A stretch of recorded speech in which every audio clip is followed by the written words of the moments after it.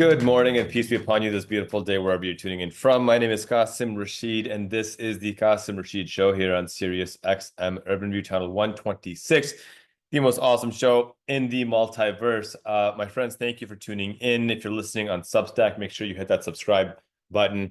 Grateful for your ongoing comments and your support and your subscriptions. Means the world to me. We've got a great show lined up. I am extraordinarily excited. Dr. Ibram Kendi is here. He is someone whose work I have followed for decades, and I've read, many of his books. He's written 16. I've read, I think, 3 or 4. Stamped from the Beginning, How to Be an Anti-Racist, and now I'm reading his latest book, which is coming out next month, called Malcom Lives. It's a biography for young readers on Al-Hajj Malcom X. And I hope you guys know what Al-Hajj means. It means he's performed the Hajj pilgrimage. In Islamic culture, when someone's performed the Hajj pilgrimage, it's an honorary title given to them. We're going to bring him on in just a few minutes, and it's a phenomenal conversation. If you've not heard of Dr. Kendi before, you are missing out. He is one of the premier scholars in the world. Time magazine named him as one of the 100 most influential people in the world in 2020. And just his accolades just go on and on. Humble as they come, genuine as they come. And we also talk NBA basketball at the end of the show. So make sure you stay tuned for that. Before we bring on Dr. Kendi, I want to talk about two things. I want to talk about the attacks on women by this MAGA administration. And then towards the end of the show, I want to talk about this harsh reality that the United States is building concentration camps. And I don't use that word lightly. I'm using it based off of the definition of a concentration camp as defined by the Holocaust Encyclopedia. And it's critical we call this out for what it is, because the road to fascism is paved with people telling you you're overreacting. Let's start with the attacks on women. My wife, Aisha, grew up in Pakistan, and she did her master's in the United Kingdom. When we got married, now nearly, 18 years ago, I asked her just innocently, "Hey, Aisha, are you going to take my last name?" And she paused, and she looks at me with this weird look and goes, "Why would I give up my father's name?" And then before I could answer, she goes, "Wait, do women in America seriously change their entire identity when they get married? What happens if they get divorced? What about passports and ID cards? What about social security cards, tax documents? What about driver's licenses?" And finally, I cut her off. I'm like, "Okay, I get the point. You could have just said no." But here's the thing. She was right. And she's even more right now, more right than she realized back then. And until we act quickly to stop this bill passing through Congress called the SAVE Act, tens of millions of women are going to be disenfranchised with historic levels of voter suppression. Let me explain what I mean by that. The MAGA SAVE Act is punishing women who dropped their maiden names and took their husband's names after marriage. As the Brennan Center for Justice, a leading voting rights organization, stated after the House passed the SAVE Act just last week, it said, quote, "The House has just passed one of the worst pieces of voting legislation in American history. The Senate must stop it. The SAVE Act would put voting out of reach for millions of American citizens. It should not become law. More than 21 million American citizens don't have the documents required by the SAVE Act readily available. This bill would effectively eliminate forms of voter registration that millions of voters rely on. It would eliminate registering by mail, online, through voter registration drives. All would be no longer possible. The SAVE Act would also create chaos for election administration by imposing significant burdens on election officials and disrupting the systems that keep our elections running smoothly." And here's the thing. While the SAVE Act punishes a wide array of otherwise eligible voting citizens, it harms women in particular because of the Western practice of women taking on their husbands' names after marriage. As NPR reports, among the notable changes outlined in this bill is the requirement to prove U.S. citizenship before registering to vote. And you might think, well, what's so bad about that? Well, let me explain. Acceptable documents include a birth certificate. Honestly, how many of you know where your birth certificate is right now? A U.S. passport? More than half of Americans don't have a passport. Naturalization paperwork and certain versions of the real ID that indicates citizenship. But for as many as 69 million American women who have taken on their spouse's name, their birth certificate no longer matches the name they use today. So imagine you're a woman who has a birth certificate that does not match your name now. You don't have a passport, and to get a passport, you're spending hundreds of dollars. You know what that's called? That's called a poll tax. When you are requiring a certain demographic of society to spend money to vote, that's a poll tax. And by the way, voting is protected in at least 5 separate parts of the US Constitution as a right. Why are you having to pay to exercise your rights? Help me understand that. Why? Imagine if this kind of restriction was even suggested for firearm ownership. People would lose their minds. It's, and it's also remarkable to me how MAGAs claim to support traditional marriage and are now happily punishing women who took the traditional act of changing their names. But here's the thing. The malice doesn't stop there, because it's not just about suppressing women, because somebody could argue, well, even if what you're saying is true, it's gonna oppress Republican women the same as Democratic women. Well, here's the thing. There's deep misogyny and racism behind her. Because the fact of the matter remains, from a gender standpoint, over the last 9 presidential elections, over the last nearly 40 years, excuse me, men have voted about 10 points more for Republicans than for Democrats. Women, on the other hand, have voted about 10 points more for Democrats than Republicans. And guess what?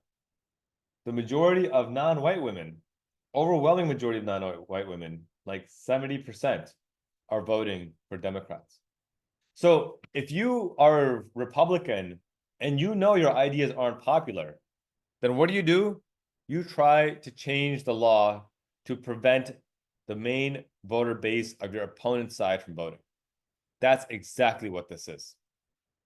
That's exactly what this is. Even though Trump disbanded 2 of his own so-called election fraud commissions because they found no fraud whatsoever, MAGAs are claiming the SAVE Act is to suppress or to stop voter fraud. It's not. It's to install dictatorship. Because let's be clear, if your path towards winning an election is through voter suppression, then it is not democracy that you support. It is dictatorship. And this is what MAGA politicians, and by the way, the 4 House Democrats who voted for the SAVE Act, are telling us they support. We should believe them, and we should push back against them immediately. If you go to my Substack, I've got a link, an article about the SAVE Act that has a quick path to call your senator and email your senator, tell them to vote no on the SAVE Act. My wife Aisha still has her maiden name, and she won't be changing it anytime soon. And she's right to not ever change it. It is an outrage that those women who did change their names are now being punished for doing so, are now having to pay hundreds of dollars to get new documents to exercise their basic right to vote. This is a poll tax. That's what this is. Voting is constitutionally protected. Every citizen should have that guaranteed right without suppression. But because MAGAs know that if, for example, only women voted in the last election, Kamala Harris would be president right now, they want to make sure that doesn't happen again, that a high women's turnout does not prevent them from maintaining the minority grip on power that they have right now. We'll talk about this when we bring on Dr. Ibram Kendi, but I've always said that the again in MAGA has always meant a return to when only wealthy white land-owning men had power. That's what these fascists are trying to revive today, and that's why we must stand united to stop them. And I want to emphasize, while I'm railing against Republicans, I'm railing against the Democrats who voted for this piece of legislation as well. This, to me, is not a left versus right issue. This is a class issue. We cannot let these billionaire elitists suppress our vote, tell us what to think, tell us how to think. We need to ensure that we have a government by, of, and for the people. When we come back from break, I'm extraordinarily excited to welcome Dr. Ibram Kendi, one of the world's leading scholars on racial justice, on Black history, on American history. And we're going to be talking about his new book, Malcolm Lives, the official biography of Malcolm X for young readers. You're listening to the Qasim Rashid Show here on Sirius XM Urban View, channel 126, the most awesome show in the multiverse. If you're listening on Substack, make sure you hit that subscribe button. We'll be right back after this break. Welcome back. You're listening to the Qasim Rashid Show here on Sirius XM Urban View, channel 126, the most awesome show in the multiverse. I am extraordinarily excited to have our guest today. Dr. Ibram Kendi is one of my academic heroes. He's a National Book Award-winning author of 16 books for adults and children, including 10 New York Times bestsellers, 5 of which were #1 bestsellers. His bio is super long, and I know him only from this conversation, but having read his work, I'm sure he would not want me to read the whole bio. You can read it online. But he's here. He's had brilliant books, Stamped from the Beginning, How to Be an Anti-Racist. And his latest book out is called Malcolm Lives. It's the official autobiography of Malcolm X for young readers, the first such biography written in more than 30 years. And it's appearing this May of 2025 on the centennial of Al-Hajj Malcolm X's birth. Dr. Kendi, such a privilege to have you with us today. Of course, thank you so much for having me. You know, we're living at a time in our country where I don't like calling it unprecedented, because it's not, and that's a scary version. This is actually very precedented, that we have a government that is so bent on advancing white supremacy, advancing racism as formal policy. I've always said that the again in Make America Great Again was to return to Jim Crow America, at least. And we're seeing that today. And your book is so timely because it speaks to a revolutionary during that time, to somebody who grew up in that time, suffered Klan violence and terrorism, and persisted despite the violence. Before we even get into the book, I'd love to hear from you. What ignited your motivation to say, hey, we need this book now, and I want to be the one to write it?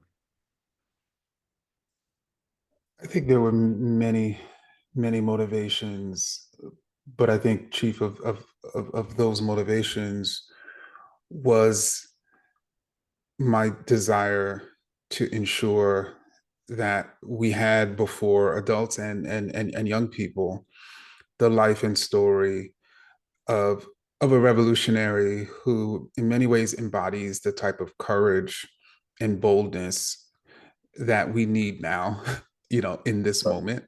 Malcolm X wasn't the type of person who thought about what would happen to him if he resisted. He thought about what would happen to him if he didn't resist, because he had many of those things happen to him throughout his life, as you mentioned, sort of Klan violence.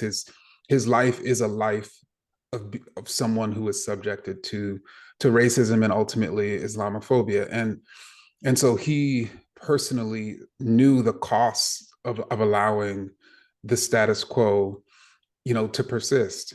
And I think too often we get too caught up and even fearful, and frankly, power is trying to induce our submission and accommodation through fear. And so we need a person who literally was fearless, who walked into the fire and told the truth, no matter the cost. And when you say no matter the cost, you think about how he died. You think about he lived in such a way where that was a real threat. That's why he had bodyguards. I'm reminded of one of my favorite quotes of Malcolm when a journalist asks him, do you feel that we've reformed or that we've made progress? And he smiles, this brilliant smile, and he says, no, I'll never say we've made progress. If you stick a knife 9 inches in my back and pull it out 6, that's not progress. If you pull it all the way out, that's not progress. Progress is healing the wound that the blow made, and they won't even admit the knife is there. Yep. And that's kind of what we're seeing right now. What's your message to young people? What do we take from that today? Because it feels like, I mean, I was born in the 80s, raised in the 90s, and it feels like, 2000s on, post 9/11 especially, we're seeing a rapid regression. I think we did see some progress, right? In some respects, the fall of Jim Crow to me is progress, even though it led to mass incarceration, and you talk about that extensively in your books. But now we're starting to see this revival of formal policy, explicit overt policy, denial of basic due process, denial of basic human rights and human dignity.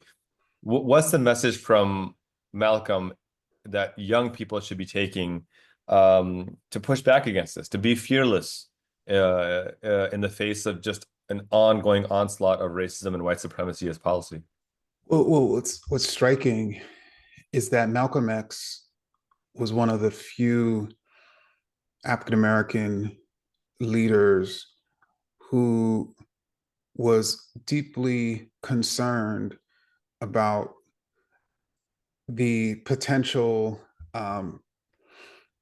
sort of the maintenance of racism after the passage of the Civil Rights Act of 1964. Yeah. He was deeply critical of that act. He would say things like, this act is based on the US government enforcing the act. They don't even enforce their current laws Right. as it relates to Black people. So why would anybody be stupid enough to believe that they're going to enforce these laws? And I mention this because we're living in a moment in which attacks on Black Americans, on Brown Americans, on women, on queer Americans, on Muslim Americans, on a whole host of Americans is being justified based on, quote unquote, defending civil rights. Yeah.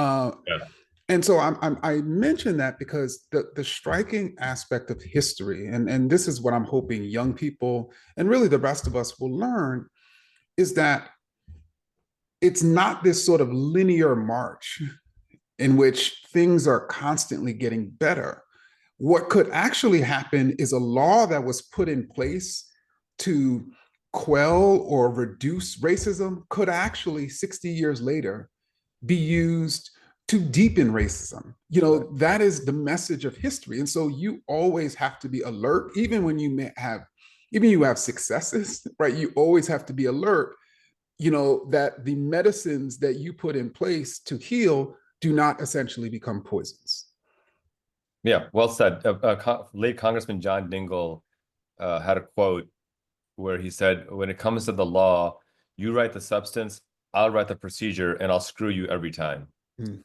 And that's what we're seeing right now. The due process of law is an extraordinarily well-established principle of our Constitution and its amendments, but its application, its procedure of how it's applied is in the hands of those who don't actually believe in the due process of law. And therefore, unless you're in power or willing to kiss the ring of a fascist in the White House, you're going to get screwed. You know, as a young person learning about Malcolm X, one of the things that always inspired me about him was his evolution. Mm. And he spoke about this often, that don't be in such a hurry to condemn somebody because they don't think as you think or know what you know. There was a time when you didn't know what you know now. Yeah. And I think it's important to not only call out these injustices that we're seeing, but also give people space to ask the awkward questions or the tough questions or the even sometimes racist questions, right? I mean, we've all gotten the, oh, Dr. Kendi, you're so articulate. Yeah, and not realize that there's a deeply racist connotation behind that. Brother Malcolm is somebody who really evolved in a beautiful way, in my view, in some of the most beautiful of ways, especially at a time when he had to, you know, be the spokesperson for this national organization, this dynamic, you know, powerful, you know, assertive organization. He changed his views and he went against kind of the entire culture of the Islam he knew at that time. Yeah. I love the way you present that growth in this book as well. Again, what's the lesson? What's the lesson for young people who are trying to find their way right now? I think to me, when I sat down to write this book, particularly for young people, that evolution, that willingness to look in the mirror of one's own ideas and be willing and really to have the courage to acknowledge when one is wrong and to develop a new set of ideas and to constantly be reading and learning and speaking and changing and growing. There's that, to me, is the most beautiful aspect of human beings. I mean, when you think of all the different things we can do as human beings, the ability that we have to evolve and change and grow conceptually, you know, whether that's as a species or individually, is to me the beauty. And we're facing a a a sort of you know, a force of power globally and certainly in the United States that wants to lock us and fix us ideologically, Yeah. right? That wants young people and adults to believe this is who you are, right?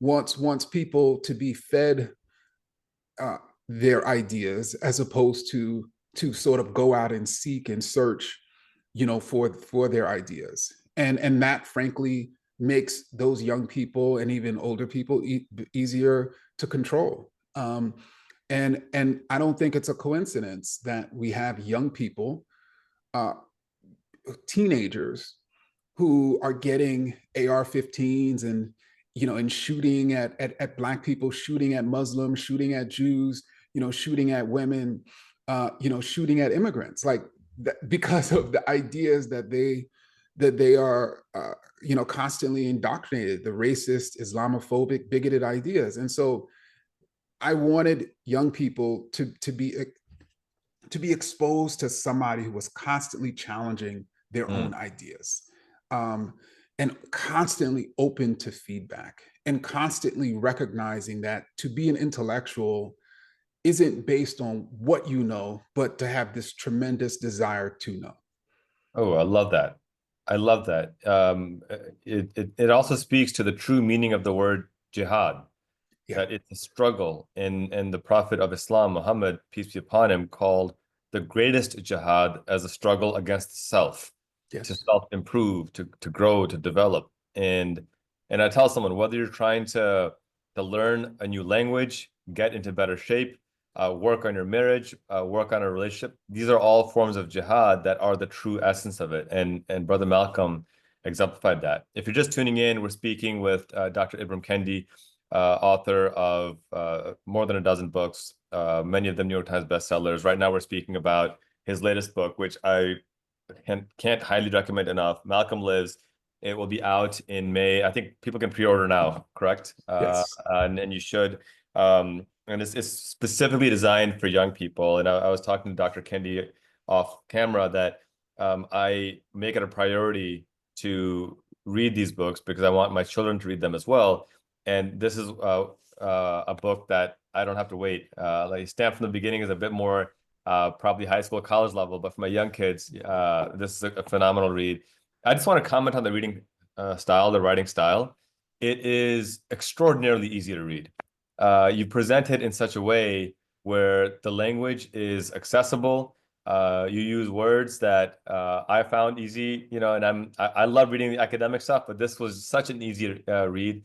It's a fun read. It's written less like a academic work of scholarship and more like a story, just a story, and you're infusing all the academia in there in such an accessible way. So I just want to thank you for that. And so for those who are wondering if this is a good gift for their kids, it absolutely is, because it is accessible and it does keep you engaged.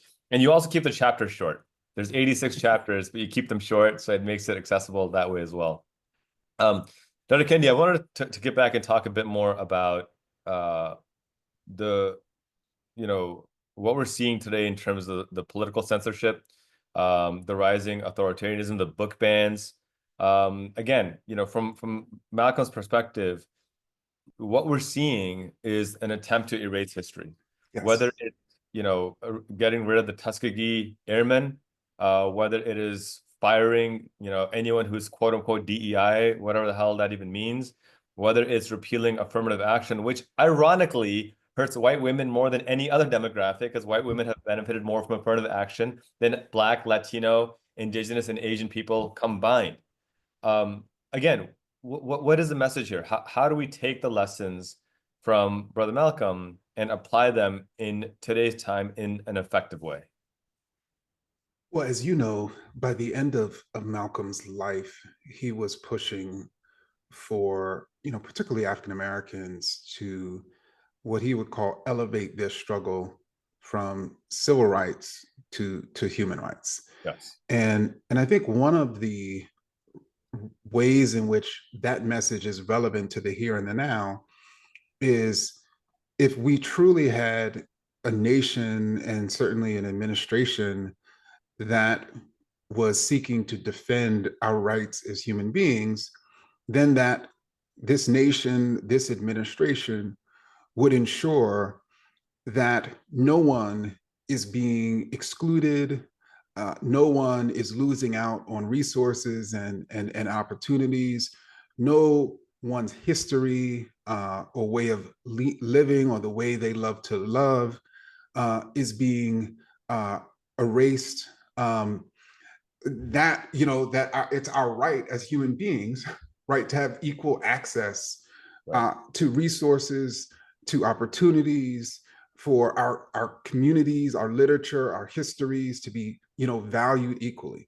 And frankly, the very opposite of that is happening right now, in which if you are not a wealthy, white, cisgender, you know, Judeo-Christian male, then you're not having access to opportunities, to resources. Your histories are being erased. Your contributions, you know, are being deleted. And frankly, your humanity, because so much of how we understand ourselves as human beings is based on our history, based on our culture, based on our relationships, based on our communities, based on our institutions, all of which are being erased by this administration.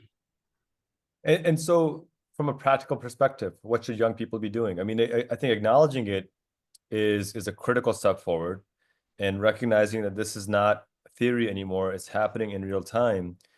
So if I'm a young person, and I'm going to define anybody younger than me as a young person. I'm in my 40s now, so let's not be too exclusive of a club here. But obviously the message applies to everyone else. But I mean, I think I want to focus on the youth. You know, a great man once said that nations cannot be reformed without the reformation of their youth. And I have immense hope in the youth. I mean, again, people have to remember, you know, Malcolm was 39 when he was martyred, right? Dr. King was 26 when he led the Montgomery bus boycott. And we can go on and on. You know, John Lewis was 22 when he walked across the Edmund Pettus Bridge. My name, the Civil War hero from South Carolina, who stole a Confederate vessel at the age of 22. And it's going to come to me in a second, but young people are the future in this space. So like, what does that practically look like to you? Because I think you're right. We're recognizing it's happening, but what would you like to see young people do more of now, and to maybe even embody that legacy of Malcolm X? Well, actually, you mind if I just, you know, as an historian, one of the ways in which, one of the things that comes to mind when you answer that, when you ask that question, is the group that probably in the United States was most inspired by Malcolm X after his assassination in 1965. And I'm talking about Black students, particularly Black students in middle schools and high schools and colleges. And many of these Black students, and certainly their non-Black anti-racist allies, decided to organize at their schools. Many of the Black students organized BSUs. Many of the Black students at historically Black colleges took over student government associations. After they organized themselves, they then decided to investigate their schools, their school districts, their colleges, their universities. They noticed that Black studies, as an example, wasn't being taught, even by so-called liberal and progressive white professors who largely dominated academia in the late 1960s. Many of those white liberal professors were claiming that Black people were culturally or behaviorally inferior, but they were like, we're not racist because we're not eugenicists. Yeah. And so those Black students were like, no, actually, you're racist too, right? You know, yeah. Black is beautiful. There's nothing inferior about the cultures of Black people. And so those Black students, again, and their allies in middle schools, high schools, and colleges then protested for what became Black studies. Protested for many of the courses, many of the curriculums, many of the programs. They literally protested for what we now consider DEI. Right. They demanded that institutions institute diversity offices. They demanded that their schools hire people committed to diversifying the student bodies, the faculty bodies, the curricula. And so what's striking is now 60 or 50 years later, what these students could be doing now is precisely what they did to create the very programs and literatures and ideas that are being rolled back in this moment. I love it. And that's why I said that I don't like calling these unprecedented times. Unfortunately, these are very precedented. And as horrible as it is, we have the antidote. We have the success of you know, the young people of, as you said, 50, 60 years ago, to follow their model, follow their example. If you're just tuning in, we're speaking to Dr. Ibram Kendi, a professor, scholar, historian, and author of the new book, Malcolm Lives, which you should pre-order now everywhere books are sold. It's a phenomenal read. You will not be able to put it down. And as we have about 8 minutes left, I want to plug very quickly. Your book tour starts on May 10th in Philadelphia, if I'm not mistaken, and goes through much of May. You're going to be in Chicago on May 18th, so I will need to lock down a ticket there as well. So I might get to see you then.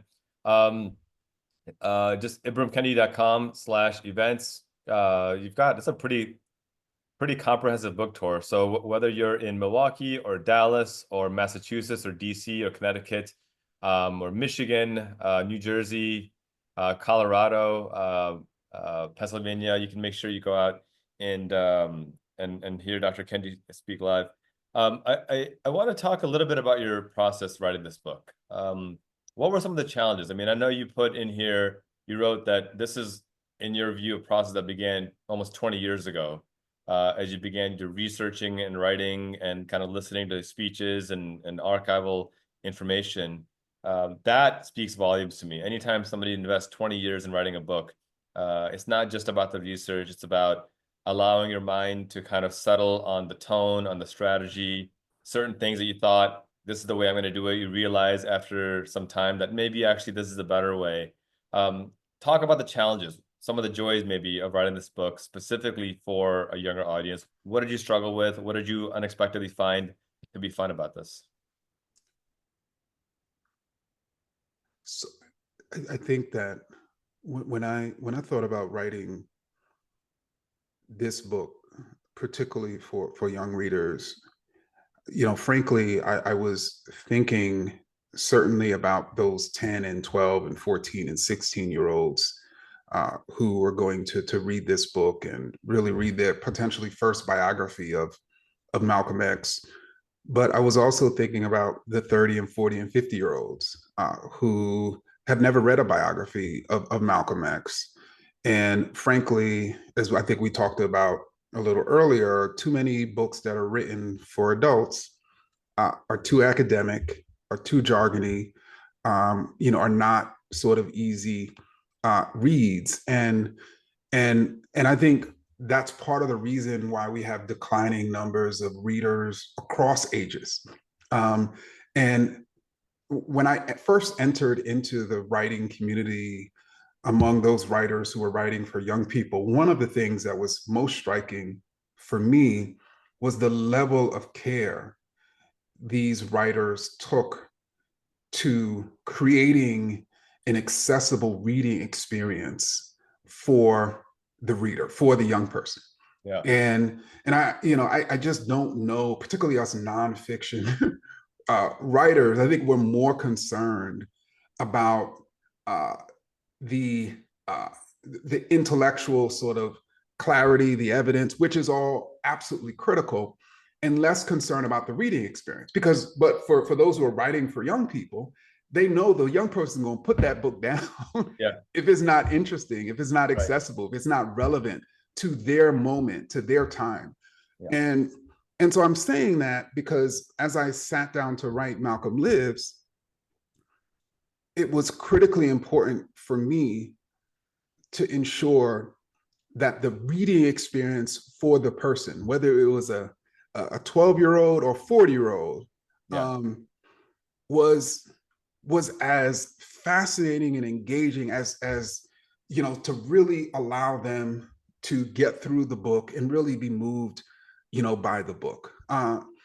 And so I think that then led me to really think through how I was going to do it. And as I thought through how I was going to do it, I also thought about all these misconceptions about Malcolm X and how, like, for too many historical figures, we have these sort of very simplistic, sort of almost superhuman or subhuman notions about them.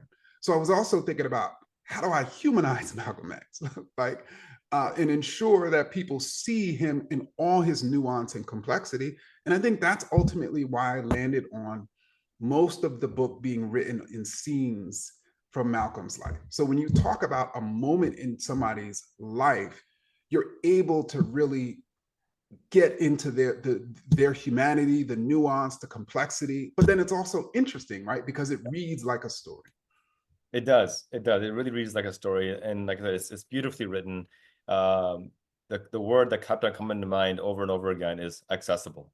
This is accessible for everyone, even if you don't know the first thing about Malcolm X, if you've never heard of him before, or if you are a premier scholar, this book is accessible, and I enjoyed every single bit of it. We're down to our last about 4 minutes, and I want to shift to a lighter but equally serious subject, if you ask me. Your biography states that Dr. Kendi grew up dreaming about playing in the NBA, which I also shared, but God gifted me with a lot of things. Height and size was not one of them. I'm a whopping 5'10", and so that dream ended very quickly. Although I did watch an Instagram reel a couple days ago where the guy stands up and says, in the mind of every man out there is the belief that if he just buckled down and put in the work, he could probably make some professional sports team. And then by chance, they see a professional athlete and realize I'm nowhere close to that. And then a few weeks pass and you begin to think, no, maybe I could do it again. And that's kind of where we are right now still. And I'm picking up pickleball now. And so I'm in that same boat that maybe I can go pro if I just try hard enough. So my question is, obviously you're a basketball fan. Playoffs are starting. 2 questions. Who's your pick to take it all? And then the broader existential question, I know my answer. Who's the GOAT in NBA history? So I think the first question, I grew up in Queens, New York, and so I remain a diehard New York Knicks fan. Okay. And so, like every other, most Knicks fans, at least the true believers, to say it in a sort of funny sense, believe every year the Knicks are going to win the championship. Hey. And so, I believe the Knicks are going to shock the world, Okay. and take home the championship this year. But I guess, unlike other true believers, I understand that I'm in a cult. Every sport fan's in a cult. That's just part of life, part of the process. But the second question, I would say that the GOAT, the greatest of all time, is Wilt Chamberlain. Really? And, okay. I was thinking you're gonna either say LeBron or Kobe over Jordan. But I can imagine, as a New York fan, you're not gonna say Jordan. I respect that. But Will, make the case for Will. So I assess the greatest of all time based on one's relative dominance during the era. So we can't really compare across eras for so many different sort of reasons. But what we can do is assess who dominated their era the most. And to me, when we asked that question, it was Wilt Chamberlain. What individual player dominated their era the most? And I think many people say, well, Jordan has 6 rings versus Wilt Chamberlain, having 2 rings. But Wilt Chamberlain also had to go up against the greatest sports team in potentially all of sports history, in those Celtics. Yeah. That won what, 10 of 11 titles. And who led the only team that beat them? Wilt Chamberlain. That's fair. That's fair. I will admit that is not an argument I've heard before. That is a compelling argument. It's similar to the argument of what was the greatest single title run in NBA history, and that was Dirk's 2011 win. And if you go, he had to go through Kobe, he had to go through obviously LeBron and Wade, he had to go through Tim Duncan. I mean, it's a pretty compelling run that he went. So okay, you got me. That's a good argument. I'm gonna have to go back to my Jordan cult fans and figure out a rebuttal to that. I can't think of one on the spot right now. Yeah, and I mean, I don't think, as we know, for Wilt's first 7 seasons, he averaged about 39 points a game. Yeah. He averaged 50.4 his second season in the league, just to give you the scale of dominance, right? It's just, it's nuts. Now they had to change rules to make it more difficult for him to score. Yeah.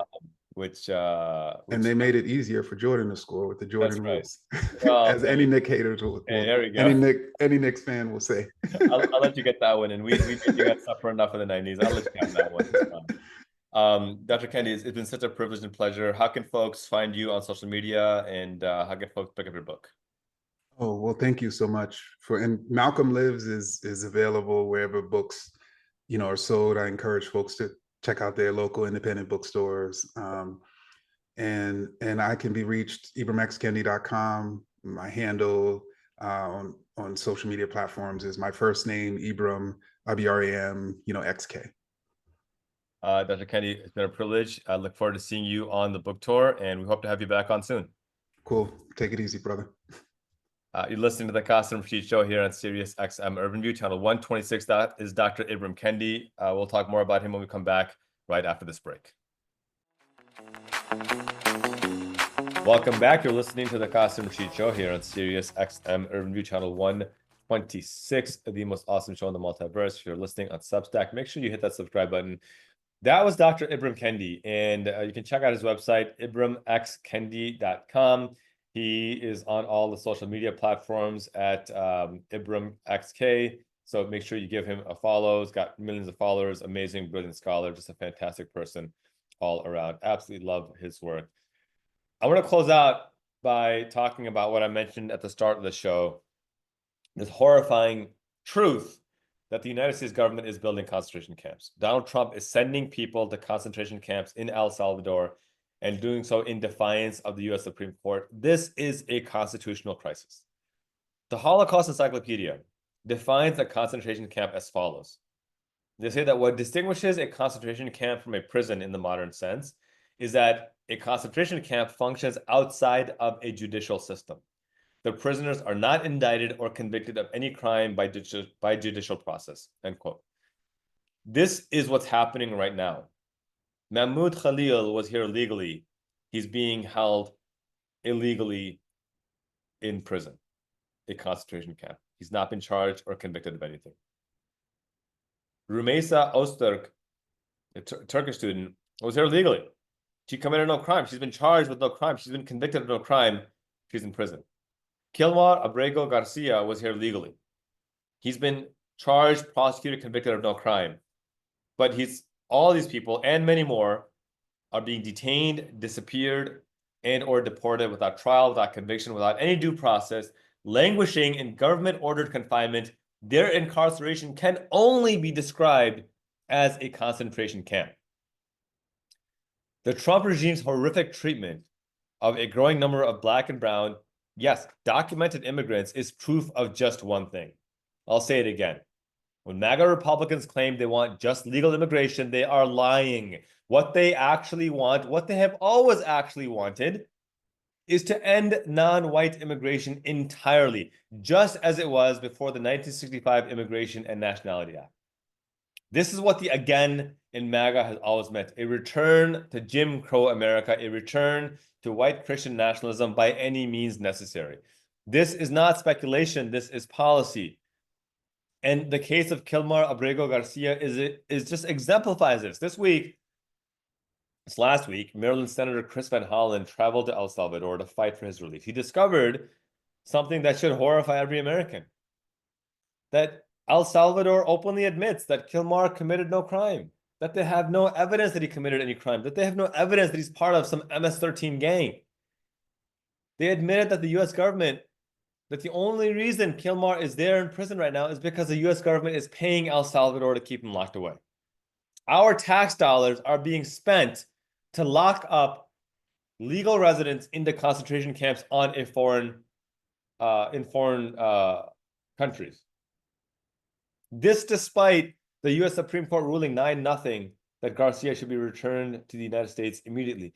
And I need you guys to understand the parallels here. Auschwitz, before it was a death camp, was a concentration camp. Auschwitz was not in Germany, it was on foreign soil. If you're not seeing the parallels, what more do you need to see? The president of El Salvador brags that nobody leaves CDOT, where he's being held. Nobody leaves alive. They have graves there. How is it not already a death camp? And the fact that Trump is defying a 9-0 Supreme Court ruling, this is a constitutional crisis of the highest order.